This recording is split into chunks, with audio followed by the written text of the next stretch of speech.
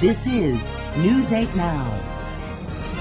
Man versus machine. School kids get a new routine and a catchy tune we bet you haven't heard in a while. All made news this very week in decades past, right here on Rochester's first TV station.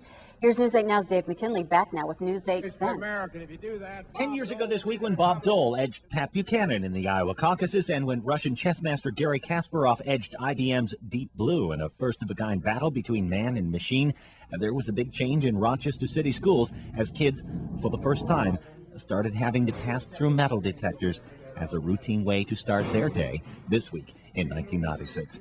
20 years ago this week when to see computers in the classroom, incredible, in a high school classroom. area Catholic schools came together at the War Memorial to recognize their best and brightest.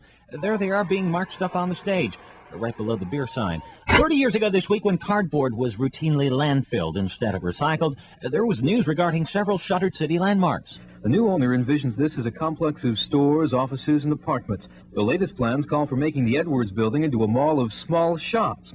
The plan is to make this into a restaurant, and owners say they hope to be serving the first meal sometime in June. This was also the era of locally owned and operated banking institutions, and as you recall them all fondly, I posed this week's News 8 Then pop quiz, which is, among them, which proclaimed to be more of what you need a bank for, in a catchy advertising jingle often heard on the radio this week in 1976. 40 years ago this week, it was the largest seizure ever of its kind up to that point in these parts. Boxes and boxes of reels with thousands and thousands of feet of film. Pornos. Of course, the cops had to make sure. Oh my, yeah, okay. And the unusually high snowfall that season turned the river into a torrent when it began to melt.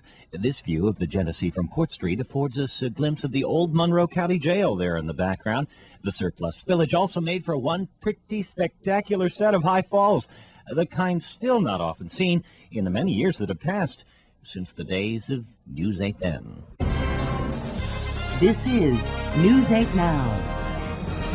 The answer to this week's News 8 Then pop quiz. Yes, the local bank that used to advertise itself as being more of what you need a bank for, well, that was Lincoln First, number one.